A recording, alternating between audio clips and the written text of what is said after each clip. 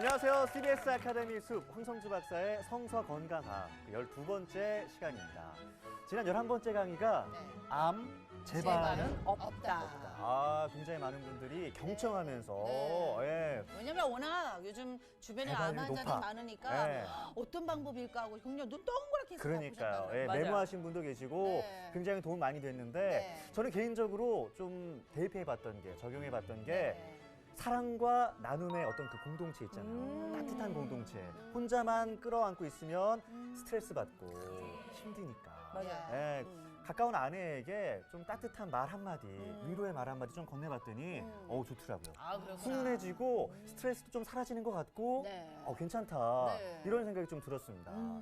네, 저도 이제 재발을 안 하려면 제발 하나님께 기도하면서 감사하게 살아야겠다라고 생각을 했는데 제가 지하철 타고 이제 배가 나왔으니까 양보 안 하시는 분들 있으면 괜히 째려도 보고 배를 더 내밀었는데 그냥 아유 운동하게 해주시네 감사하네 면역력 높여주시네. 그러니까 스트레스를 낮추니까 제 기분이 더 좋아지는 것 같아요. 그렇게 사셔야 돼요.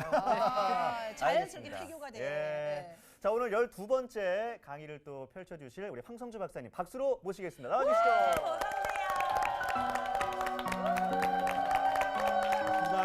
안녕하세요. 반갑습니다.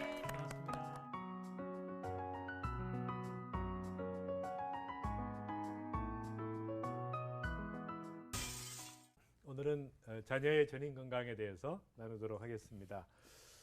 저는 본래 고등학교 1학년 때 제가 반에서 한 40등 정도 했어요.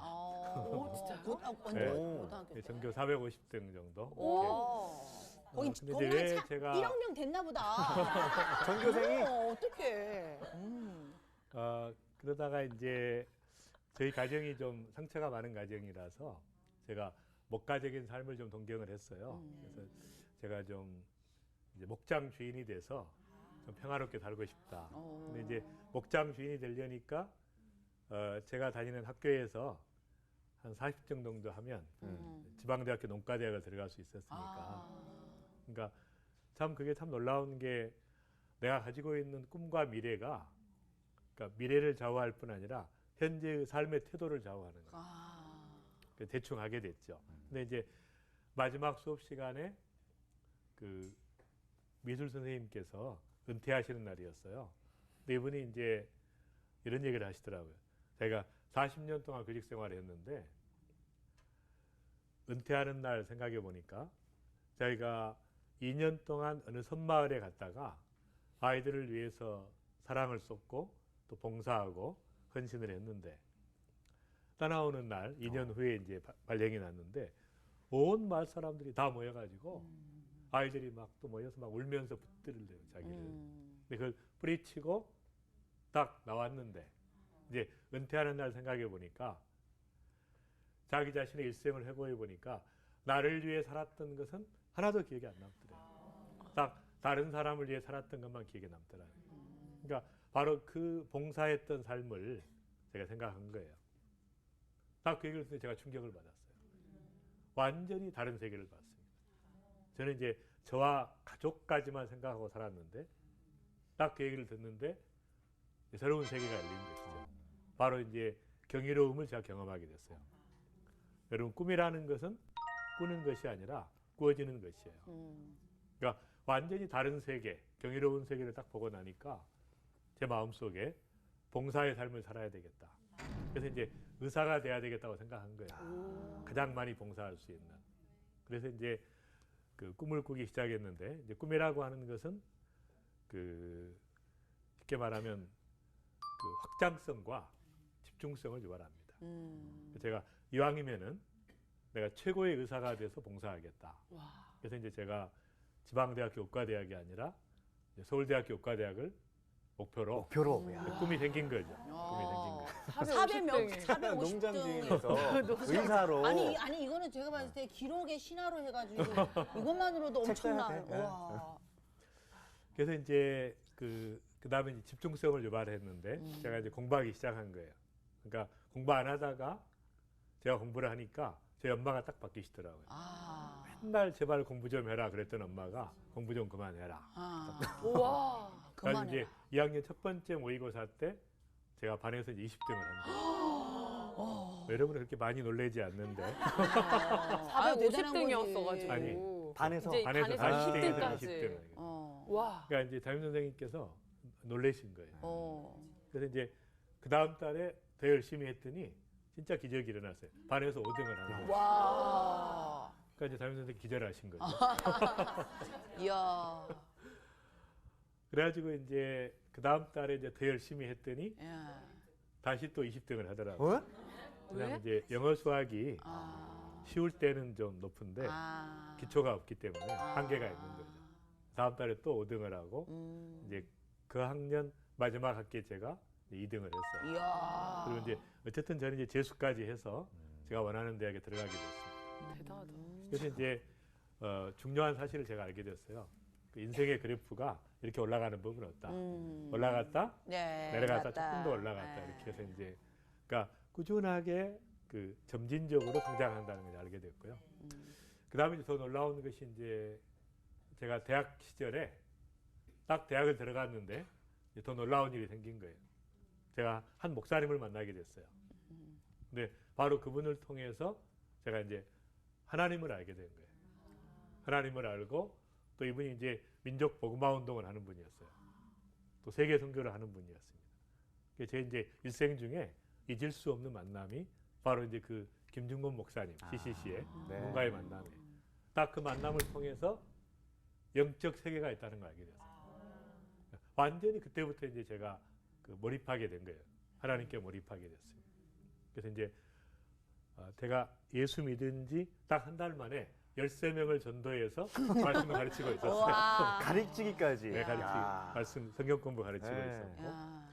또 한 달 만에 이제 간증 설교 다녔고 오. 그다음에 이제 1년 만에 제가 워낙 제자가 많으니까 네. 1년 만에 이제 제가 2학년 1학기 때 서울대학교 전체 대표 순장을 하게 됐어요. 이제 열정적으로 믿음 생활을 하게 됐는데 초고수. 바로 이제 그것이 영적 세계를 하나님이 살아계심을 경험하게 된 것이에요. 그래서 제가 이제 생각해 보니까 그 꿈이라고 하는 것은 그 경의의 감정에서 생깁니다. 여기 보시면 이제 너무 아름답지 않아요? 은하수가 막 반짝이고 있는.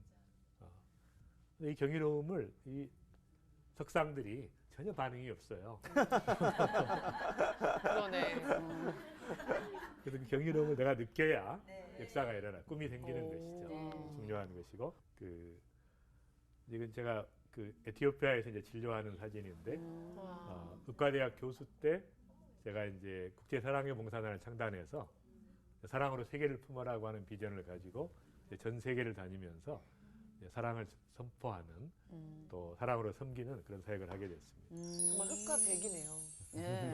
머리 색깔이요, 머리 색깔이. 그래서 이제 러빙 컨선이라는 그 사랑의 봉사단을 창단했고요.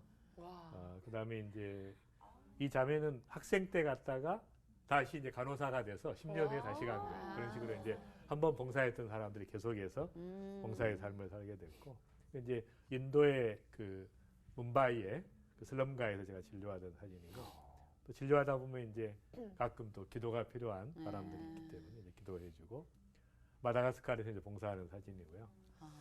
그래서 이제 이렇게 그 꿈을 갖는 것이 정말 중요한. 그러니까 이제 자녀들에게도 공부하라고 할 필요가 없어요. 바로 꿈과 비전을 심어주면 그리고 이제 부모가 내가 어떤 길을 가느냐가 중요해요. 그러니까 반드시 바른 길을 가면 아이들이 따라오게 돼 있어요. 그러니까 삶의 모델이 돼야 돼요. 네. 이제 말로는 안 되는 시대예요. 네. 디지털 시대이기 때문에 네. 부모가 보여줘야 돼. 그 삶을 보여주는 게 중요해요. 저희 딸이 이제 똑같이 어려움이 있었어요. 제 딸이 이제 중학교 때 꼴등을 하더라고요. 똑같이 아버지를 닮아서. 그런데 그 아이가 고등학교를 갔는데 학교 안 가겠다는 거예요. 그다음에 제가 중학교 때 이제 한번 갔더니 고3, 그 중3 때 손 들고 이렇게 서 있더라고요. 복도에서. 체육 시간에 담 넘어 도망가다가 잡혀가지고 공부에 취미가 없는 거예요. 근데 이제 고등학교를 갔는데 제 아내가 등록금을 찾아왔어요. 어차피 가봐야 우와. 불량 소녀들하고 놀러 다니고 안 된다는 거예요.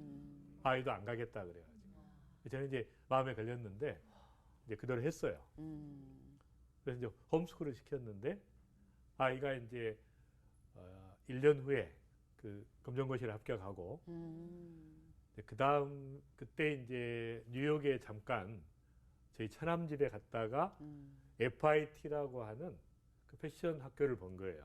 딱 그 학교를 보더니 내가 꿈이 생긴 거예요. 꽂혔구나. 네. 아. 그때부터 이제 열심히 공부해가지고 이제 결국은 이제 파슨 스쿨 오브 디자인이라고 세계 최고의 디자인 학교로 가게 됐어요. 이야, 근데 꼴등이. 예, 제가 이제 생각할 때 만약 그 아이를 고등학교를 계속 보냈더라면 큰일 날 뻔했어요. 야.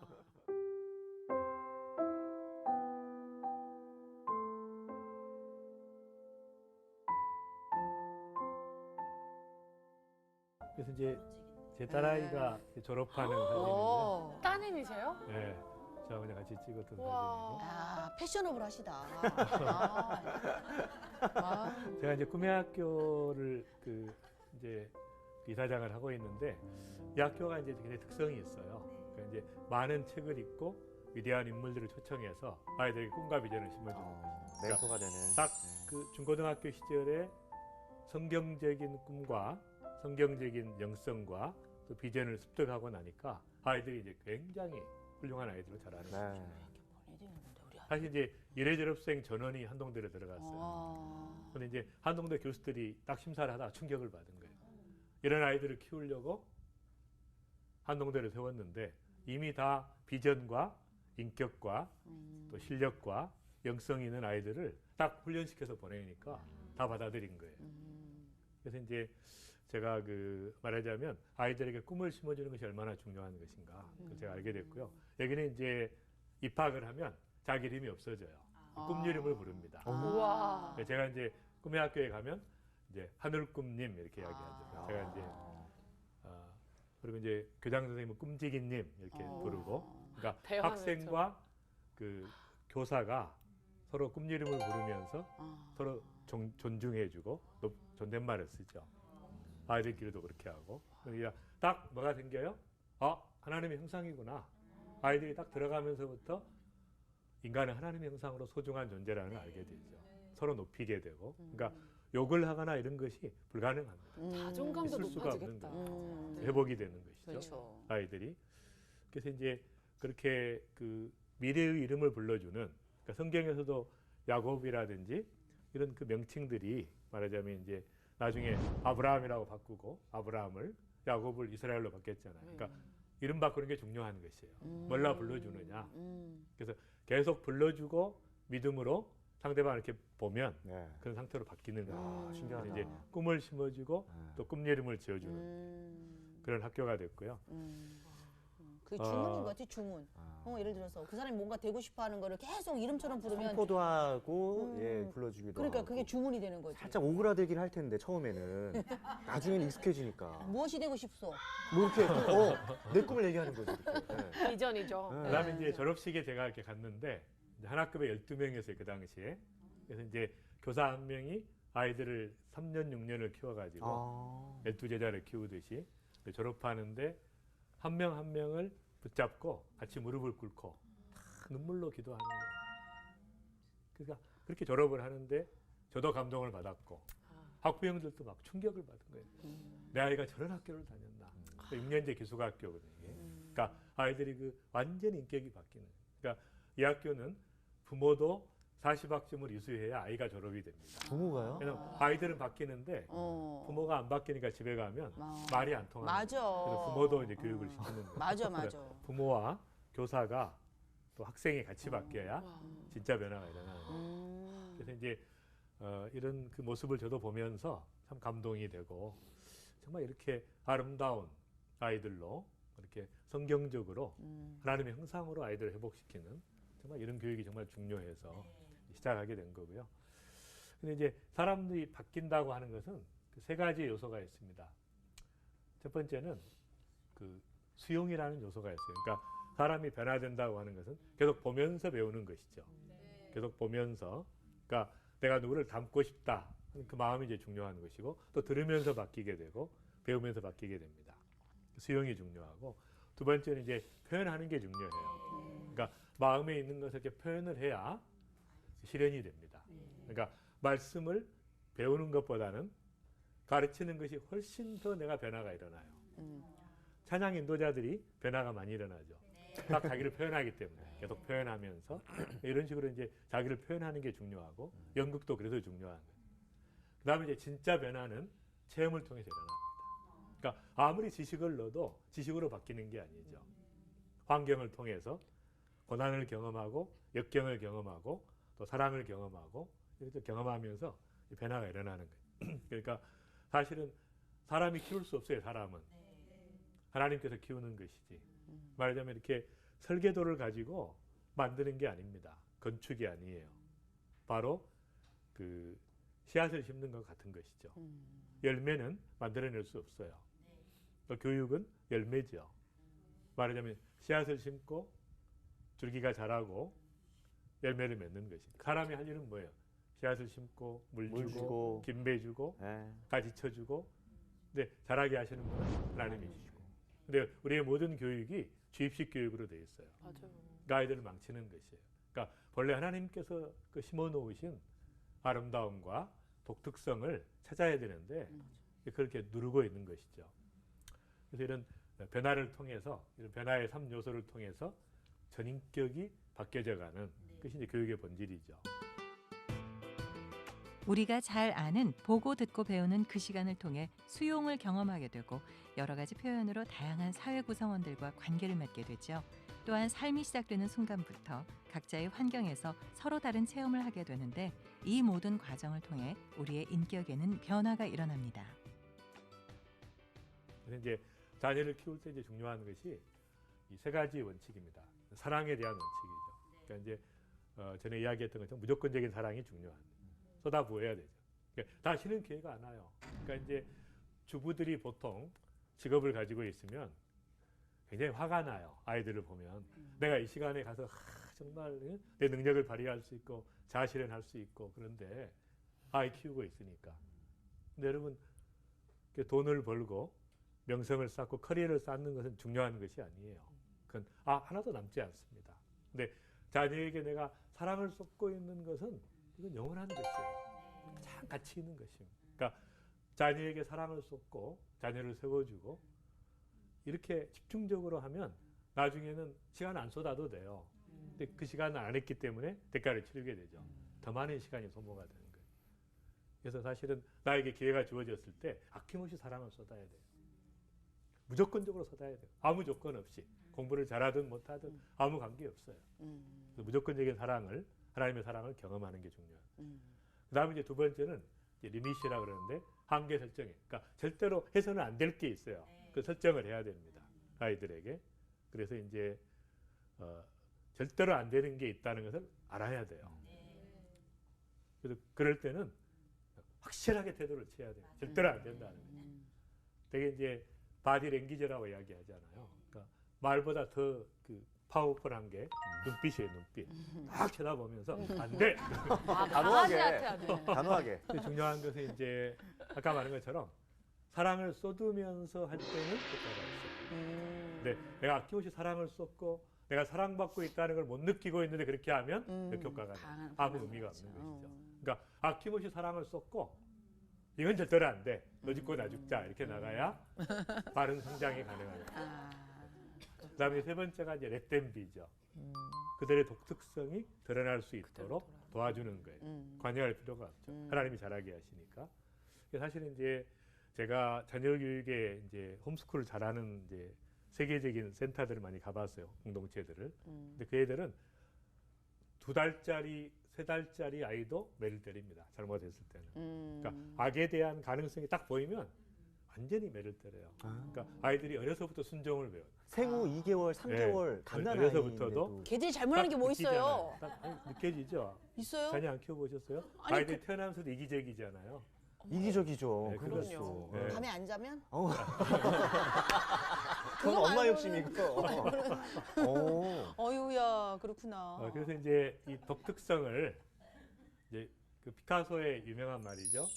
넌 내가 누군지 아니? 넌 하나의 경이야. 넌 독특한 아이야. 이 세상 어디에도 너하고 똑같이 생긴 아이는 없어. 그렇지. 내 몸을 한번 살펴봐. 너의 다리, 발, 귀여운 손가락들이 움직이는 모양은 하나의 경이야. 넌 미켈란젤로, 세익스피어, 베토벤 같은 사람이 될 수 있어. 너 그 어떤 것도 해낼 수 있는 능력이 있어. 넌 정말로 하나의 경이야. 이렇게 자녀에게 이렇게 이야기해 주는 너무 중요한 것이죠. 가능성을 키워주는 것이에요. 그러니까 절대 유대인들은 비교하지 않습니다. 아이들을. 독특성을 강조하는 거예요. 제 딸이 사실 좀 덜렁댔거든요. 제가 항상 그렇죠. 넌 위대한 덜렁이야. 한마디 아이가 스스로가 근사하다. 그 독특성을 이제 찾아내는 거죠. 네. 잭 웰치라고 하는 가장 큰 업적을 남겼던 거죠. 비즈니스 역사에. 이제 그분이 사실은 말더듬이었어요. 계속 말을 더듬으니까 어머니가 딱 한마디를 했어요. 얘야, 네가 말을 더듬는 것은 네 생각의 속도가 너무 빨라서 그래. 해석이 딱 한마디에 그냥 아이가 오. 자긍심을 가진 거야. 야. 나는 생각의 속도가 빠른 사람이야. 이야. 딱 그 한마디에 인생이 바뀐 거죠. 제가 지난주에 이제 그 부산에서 한 교회 그 집회를 했어요. 그 세미나 4개를 제가 해서 한 교회에 가서 이제 부부 세미나하고 이제 건강 세미나, 자녀 교육 세미나, 재정 세미나 이제 4개 세미나를 했는데 그게 목사님이 그 얘기 하시는 거예요. 자녀 교육 세미나를 듣더니 딱 자기도 그렇게 했대요. 자기 아이가 이렇게 성적표를 받아왔는데 뭐 가가가 양양 옛날. 도저히 적응이 안 돼가지고 아유, 양같이 귀수였네, 양같이. 아유. 마침 어떤 선교사님이 남아공에 있어서 거기를 보냈대요. 근데 그 남아공에 학교를 가는데 내가 이제 너무 재밌는 거예요. 다른 공부는 못하지만 이제 언어 그게 있으니까 말하다 보니까 이제 언어를 배우고 자신감이 생기고 아프리카 언어하고 이제 이 영어를 배우게 된 거예요. 딱 자신감이 생겨가지고 너무 잘하는 거예요 이제는. 그래서 이제 지금 굉장히 이제 훌륭한 학교에 가게 되는데 미국에. 그러니까 이제 그 목사님도 그 얘기하는 거죠. 아이가 마음껏 놀게 했더니 큰 인물이 되더라고요. 노는 재주가 있어가지고 친구가 되니까 막 언어를 빨리 배우는 거죠. 중요한 거죠. 그래서 성경에 있는 말씀대로 하나님이 자기 형상 곧 하나님의 형상대로 사람을 창조하시죠. 그러니까 자녀들을 보면서 우리가 경이로운 감정을 가져야 돼요. 너무 배울 게 많아. 못된 것은 한 서너 가지지만 경이로운 것은 100가지가 넘습니다. 그러니까 그런 경이로움을 가지고 자녀를 대하는 하나님의 형상으로 귀하게 여기는 그럼 자녀가 그렇게 바뀌는 것이죠. 그래서 이제 그 학습 시기별로 그 인재들을 보면은 사상가나 예술가는 유아기 때 그래서 딱 판별이 됩니다. 유아기 때 다르구나. 생각에 몰두하고 뭔가 이렇게 달라요. 그다음에 소년기에는 집중하는 아이들이 되게 학자나 과학자가 돼요. 소년기에 학습자. 그다음에 이제 청년기 때는 사회 지도자, 정치 지도자, 전문가, 경영자. 이건 주변 지도자의 영향을 많이 받습니다. 내 주변에 있는 사람을 따라가게 되죠. 그다음에 이제 장년 때는 자기가 이제 뭐 하다 보니까 장사를 하다 보니까 자수성가 한다든지 이렇게 해서 이제 자수성가 타입이 많은데, 그러니까 이제 자녀들을 어떤 인재로 키울 것인가의 그 시기에 자기가 만들려고 하지 말고 관찰해보면 알아요. 어느 쪽에 관심이 있는가를. 요즘 엄마들은 다 똑같은 틀에 놓고 근데 똑같이 남들이 잘 하는 되잖아요. 대로. 맞아요.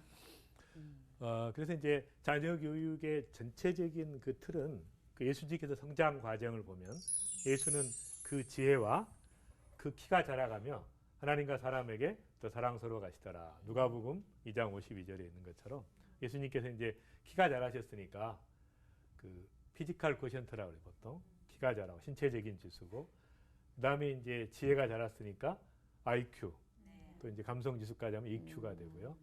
그다음에 하나님과 사람에게, 그래서 이제 하나님과의 관계는 영성이죠. 스피리추얼 쿼션트, SQ라 그러고, 사람과의 관계는 릴레이셔널 쿼션트, 그래서 RQ라고 이야기합니다. 그러니까 예수님께서 전인적으로 성장하셨다는 거예요. 이것이 이제 분리가 불가능하거든요.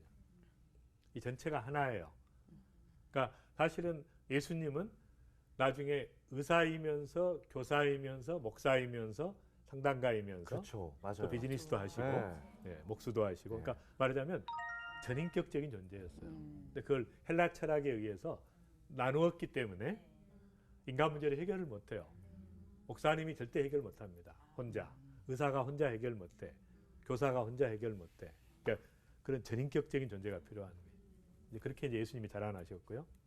그래서 이제 이것을 보면은 이제 이런 그 지수들을 첫 첫 번째 이제 저는 그 자녀를 양육할 때 이제 제일 중요하게 생각한 것이 두 가지를 생각을 했어요. 만남을 통한 그 위대한 인물로 성장하는, 그러니까 큰 인물이 아니고 정말 하나님만이 할 수 있는 일을 우리가 위대하다고 이야기해요. 큰 것은 세상 사람들이 하는 것이고 위대한 것은 좀 종류가 다릅니다. 질적인 것을 이야기하는 것이죠. 어쨌든 이제 그런 그 높은 곳을 향해서, 그래서 이제 저는 자기보다 훨씬 수준이 높은 사람들을 자꾸 만나면 업그레이드가 되는 거죠. 이게 중요한 것이고, 두 번째는 이제 낮은 곳을 향해서, 그래서 저희가 참 어려움들이 많았지만 제 자녀들을 제가 하는 그 국제사랑의 봉사단에 초등학교부터 보냈어요. 그러니까 어려서부터 가장 오지에 가서 어려움을 겪고 그다음에 그들을 섬기고 이걸 배우게 된 것이죠. 나보다 훨씬 더 고통받는 사람이 있다는 것을 어려서부터 이제 깨닫게 해준. 그러니까 저희 딸하고 사이가 지금 우간다에 가 있거든요. 유수한 대학들을 나왔지만 다 버리고 우간다에 저 오지에 모슬렘 지역에 가서 이제 양계장을 하고 있어요, 둘이. 그래서 딸도 낳고 이제 잘 키우고 있고. 그다음에 이제 저희 아들도 이제 에티오피아에 가서 왔다 갔다 하면서 이제 사역을 하는데, 제가 뭐 좀 말리고 싶어도 딱 어려서부터 심어놓은 게 이제 중요합니다. 그러니까 어려서 뭘 심었느냐가 중요합니다. 참 너무 감사하죠, 저는. 아, 정말. 그다음에 이제 그 아까 말한 영성 이제 SQ죠. 그래서 어려서부터 하나님 말씀에 대한 사랑을 느낄 수 있도록 해야 됩니다. 사실 이제 가정 예배를 많이 드리는데 가정 예배가 형식으로 빠지면 오히려 믿음의 장애가 돼요. 아이들이 형식을 배우게 돼. 그래서 이제는 제가 이제 감사 나눔 모임으로 대체를 많이 합니다. 그래서 말해봐, 오늘 감사한 거 뭐가 있어. 그러다 보면 이제 감사하게 되고 말씀도 하나 이렇게 암송하게 되고 하니까. 그래서 어린 시절부터 이제 감사를 배우고 또 말씀을 암송하는. 제가 이제 시편 23편을 암송시켰거든요. 딱 초등학교 때 암송했는데 잊혀지지가 않나 봐요. 또 시편 1편을 암송시키고 아주 귀한 성경들을 암송시키면 그게 정말 힘이 되는 것이죠. 어린 시절부터. 그리고 이제 중요한 것은 이제 일찍부터 주님을 영접하도록 그렇게 이제 아이들에게 그 영성 지도를 해야 될 필요가 있는 것이죠. 그래서 그 코리텐 붐이라는 그 분은 이제 4살 때 자기가 문을 두드렸더니 엄마가 문을 안 열어주더래요. 그러면서 딱 그러더래요. 애야, 지금 네가 문을 두드리는 것처럼 내 마음의 문을 두드리는 분이 계신다. 그분이 예수님인데 네 마음에 들어오고 싶어 하는데 문을 열어주면 들어오지 않겠니? 그래서 이제 4살 때 딱 주님을 영접을 했대요. 엄마의 지혜로. 딱 그때부터 두려움이 없어지더래요. 아이가 밤에 잘 때 두려움이. 그러니까 이제 그때부터, 그러니까 어려서부터 그 하나님과의 관계를 회복시키는 이제 굉장히 중요한 작업입니다. 다니엘서에 보면 여러분 잘 아시는 것처럼 다니엘이 이제 아주 특수한 삶을 살았는데, 특별히 이제 그 지난번에 한번 말씀드린 것처럼 채식을 먹었는데, 그러니까 어린 시절부터 확실하게 뜻을 정했죠. 왕의 진미를 먹는, 세상 사람들이 하는 그 식사를 안 하겠다. 그리고 생채식과 그 다음에 물만 먹고 이렇게 했는데 평생 했을 거 아니에요. 평생 동안. 페르시아의 고위 관리로 있었지만 평생 동안 이 식사를 한 거예요.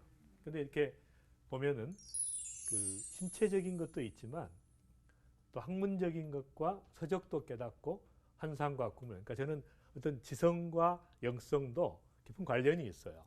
식생활과 관련이 있습니다. 그러니까 아이들에게 어린 시절부터 자연 미각을 길들이게 해주면 굉장히 지혜롭게 되는 것이죠.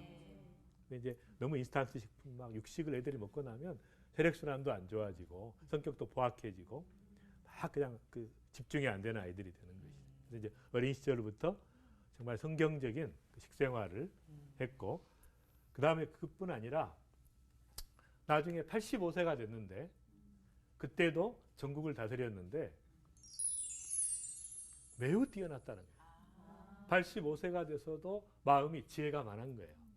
그러니까 나이가 들어도 변함이 없는 것이죠. 그리고 아무 허물을 찾지 못했어요. 투명성이 있었기 때문에. 그래서 다니엘은 세 개의 제국에서 바벨로니아와 메대와 페르시아라는 세 개의 제국에서 총리를 했어요. 제국이 바뀌었는데 또 총리를 한 거예요. 왕이 바뀌어도 총리를 한 거예요. 얼마나 탁월한 인물이었길래, 탁월한 정치력과 또 관리 능력이 있었길래 나라가 망했는데 또 총리를 한단 말이에요. 그 정도로 크게 쓰임 받았다. 그래서 이제 철저하게 그 건강한 식생활과 자기 건강을 챙겼죠. 신체적인 조건 챙겼어요. 그리고 굉장히 책을 많이 읽어서 지적으로 탁월했고 또 하나님과의 관계 속에서 꿈을 많이 꾼 영성이 탁월했고 또 투명성이 있었고 그다음에 더 중요한 것은 이렇게 왕에게 절하지 아니한 사람은 사자밥이 된다는 거 알면서도 이 조서에 왕의 도장이 찍힌 것을 알고도 자기 집에 돌아가서는 윗방에 올라가 예루살렘으로 향한 창문을 열고 전에 하던 대로 하루 3번씩 무릎을 꿇고 기도하며 그 하나님께 감사하였더라. 그러니까 그 사실을 알고도 평소에 하던 대로 감사의 삶을 살았던 것이에요. 기도의 내용이 다 감사였어요. 그러니까 감사를 실천하다 보면 여러분 기도 제목이 없어집니다. 다 감사니까 모든 게 감사해요. 미래도 다 미리 감사하는 감사의 삶을 살면 그러다 보니까 이제 이 정말 이 다니엘의 그 비결은 또 감사의 삶에 있었던 것이죠. 그래서 이제 그 탁월성을 유지했었고 그래서 이제 감사하는 삶이 지난번에 첫 강의에 제가 했던 것처럼 신체적으로, 정서적으로, 지적으로, 또 사회적으로, 영적으로, 재정적으로 감사의 삶을 사는 사람들은 탁월성을 발휘해요. 어린 아이 때부터 감사의 삶을 배우면 완전히 바뀌죠. 제가 그때 잠깐 설명드렸는데 사실 오프라 윈프리도 그 역경 속에서 지탱했던 게 매울 오감사를 썼어요. 5가지 감사 제목을 쓰면서 그 미혼모가 되고 막 그 숙부의 아이를 낳고 막 마약에 빠져있던 그 아이를 회복시킬 수 있었던 것은 바로 감사를 했기 때문에. 네, 감사하다 보면 모든 게 긍정적으로 바뀌어요. 모든 사람이 다 고마운 사람이에요. 모든 환경이 감사해요. 딱 바뀌는 거죠. 그래서 다니엘이 바로 감사의 삶을 평생 동안 살았던 것이죠. 그 다음에 이제 요셉을 보시면 요셉은 이제 그 바로의 신하 친위대장 애굽 사람 보디발의 그리로 데려간 이스마엘 사람의 손에서 요셉을 산이라. 제가 이제 성경을 보다가 좀 의문이 있었어요. 요셉이 어떻게 그 이집트의 세계 최강의 제국인 이집트의 2인자의 경호실장의 집에 팔려갔을까? 왜냐하면 아무 노예나 사지 않죠. 여러 가지 기준을 볼 텐데, 그러면 이제 요셉이 그 구덩이에 빠져서 거의 죽음을 경험했죠, 바닥을. 그 다음에 이제 팔렸죠, 종으로. 그리고 이제 이스마엘 상인들이 데리고 애굽으로 왔는데 2가지 추정이 가능해요. 첫 번째는 막 몸부림을 치면서 막 울고 막 불고 난리를 치고 막 먹지도 않고 막 먹은 것마다 설사하고 막 전부 이렇게 해가지고 완전히 만신창이가 돼서 도착했다. 1번. 2번. 바로 회복되어가지고 잘 먹고 너무 그 이스마엘 사람들에게 좋은 정보도 교환하면서 그 다음에 건강한 모습으로 도착했다. 어떤 게 맞아요? 2번? 네. 이렇게 반응이 없으면 제가 스트레스를 어려워가지고. 어. 그럼 하나씩 합시다. 1번, 2번. 나 왠지 힘들었을 것 같아. 근데 이제 만약에 그랬으면 보디발의 집에 최고간의 집에 팔릴 수가 없죠. 그럼 난 2번. 난 그럼 2번. 저는- 아주 건강했기 때문에. 아주 그냥. 2번. 너무 건강했기 때문에. 2번이죠. 예. 그러니까 2번이 답인 거예요. 예. 말하자면 요셉이 전혀 달랐어요. 다른 노예들하고 완전히 달랐어요. 원래는 왜냐하면- 1번이어야 되는데. 그죠? 그러니까 보통 사람은 1번인데 예. 그러니까요. 바로 이렇게 가장 높은 그 고관의 집에 팔릴 수 있었던 것은 너무 건강했기 때문에, 그러니까요. 너무 명랑했기 때문에, 네. 쾌활했기 때문에, 막 번드르르 했기 때문에. 그렇죠. 아주 잘 먹었어요. 아. 말하자면 요셉은 달랐어요. 요셉은 아버지의 사랑을 집중적으로 받았습니다. 그렇죠. 편애를. 무조건적인 사랑을 맞아. 받았어요. 그러니까 자아 정체성이 확실했어요. 그러니까 어떤 상황에서든지 사랑을 받았던 사람은 바로 자기를 수용할 수 있어요. 그 다음에 아버지가 집중적으로 사랑을 했을 뿐 아니라 그 할아버지 이삭이 예. 살아 있었어요. 요셉이 팔려갈 때까지. 나이를 계산해 보면. 그러니까 이삭이 누구 얘기했겠어요? 자기 아버지 얘기, 아브라함의 얘기, 자기 얘기를 했죠. 스토리텔링으로. 와. 계속해서 하나님께서 우리 인도하시고 반드시 그분의 뜻을 이루신다고 하는 말씀을 계속 들었던 거예요. 그러니까 바로 그 역경 속에서 바로 털고 일어난 거죠. 그러니까 제가 생각할 때는 감사했을 것이에요. 내가 이해할 수 없지만 하나님께서 이것을 통해서 하나님의 뜻을 이루어간다는 것을 믿었던 것이기 때문에 바로 그러니까 그것을 바로 영적 복원력이라고 이야기합니다. 그러니까 사랑을 많이 받은 사람은 영적으로 빨리 회복이 돼요. 그래서 자아 정체성이 있었기 때문에 네. 여호와께서 요셉과 함께 하심으로 그가 형통한 자가 되어 그의 주인 애굽의 집에 있으니 그의 주인이 여호와께서 그와 함께 하심을 보며 또 여호와께서 그의 범사에 형통하게 하심을 보았더라. 뭘 받겠어요? 요셉이 항상 밝은 거예요. 항상 감사하는 거예요. 태도가 다른 거예요. 딱 그걸 본 거예요. 그리고 항상 건강하고 행복한 거예요. 그러니까 누가 봐도 하나님이 함께 하신다. 그냥 배가 막 힘들고 막 설사하고 힘들고 막 이러면 누가 하나님이 함께 하신다. 꼬질꼬질 비실비실 맨날 울고 그냥 노예로 팔려왔다고 그 누가 이야기하겠어요. 그러니까 자녀들을 그것이 중요한 것이죠. 집중적으로 사랑을 쏟아부어야 돼요. 그래서 자아 정체성을 바르게 가지고 어떤 상황에서 승리할 수 있는 아이들로 그래서 이제 이 지난번에 봤던 아이죠. 우리는 그의 만드신 바라. 하나님의 걸작품이라는 소중한 존재고 그 다음에 하나님께서 내가 너를 구속하였고 내가 너를 지명하여 불렀나니 너는 내 것이라. 네가 내 눈에 보배롭고 존귀하여 내가 너를 사랑하였은즉. 그러니까 너는 내 것이라고 하시는 그 하나님의 를 붙잡고 우리도 마찬가지입니다. 그러니까 사실 자녀 교육은 부모 교육이에요. 그러니까 부모가 바로 서면 다 따라오게 돼 있어요.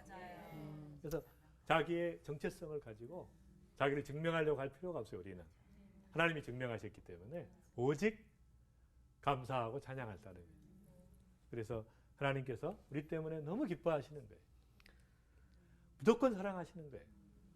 그래서 그가 너로 인해서 기쁨을 이기지 못하여 하시며 너를 잠잠히 사랑하시며 너로 인하여 즐거이 부르며 기뻐하시리로다.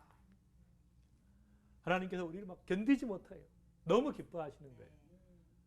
나 같은 사람을 사랑할까라고 이야기할 수 있죠. 그게 아니에요. 바로 여러분을 사랑하는 하나님께서. 근데 그 사랑을 내가 경험하고 나면 자녀들에게 동일하게 쏟아부어 줄 수가 있는 거예요. 이게.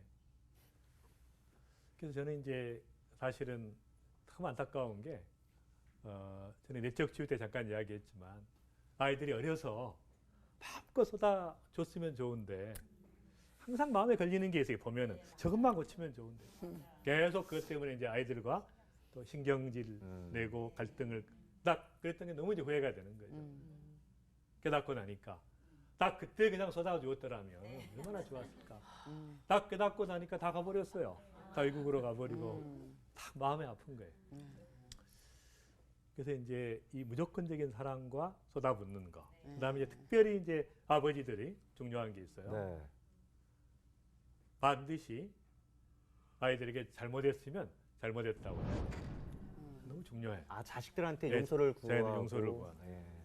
딱 그거 하나에 완전히 자녀들의 회복이 됩니다. 근데 계속 말을 돌리면서 합리화시키고. 그러니까 그렇지. 자녀들이 회복이 안 되는 거예요. 애들이 그치 아버지나 잘하시죠. 말 안 듣지. 맞아요. 근데 또 그게 자식 앞에서 네. 알면서도 그래 아버지 잘못했다 이 말하기가 쉽지가 않아요. 그렇지. 근데 네. 사실은 우리 마음속엔 그런 아버지 상을 원하고 있어요. 근데 쉽지 않죠. 그러게 말이에요. 그래서 이제 그 자녀들의 그 변화는 정말 부모가 얼마나 변화되느냐에 그 레벨만큼 바뀔 수 있는 거예요. 자기는 안 변하면서 변화받게라. 우린 그러잖아. 네. 그리고 유효 기간이 너무 짧아졌어요. 이제는 애들한테 사랑을 퍼부어줄 수 있는 시기가 6학년까지도 힘들어요. 네. 요즘에 애들이 너무 빨리 성장해서 사랑을 받으려 하지 않아요. 또 저는 인내심도 없으면서 아들한테 인내심을 요구하죠. 아, 그렇지. 나는 이기적이야. 못하면서. 더 그래야 되는데. 그래서 이제는 제가 자녀를 교육할 때 제일 중요한 게 이제 그 꿈을 심어주는 게 네. 너무 중요하고요. 또 어린 시절부터 하나님을 알고 또 전인적인 영성을 좀 회복해가는. 그다음에 이제 중요한 것이 사랑을 쏟아붓는. 확실하게 정말 그 부모의 사랑을 그 체험하면서 남은 인생을 살아갈 수 있도록. 그리고 그 직장에 계신 분들이 이제 자녀 때문에 내가 시간 허비한다, 이거 인생 낭비다, 그런 생각을 전혀 하지 마시고 이게 최고의 사랑을 쏟아붓는 그런 기회가 되시고 정말 자녀들이 아름답게 자라기를 바랍니다. 감사합니다. 고맙습니다.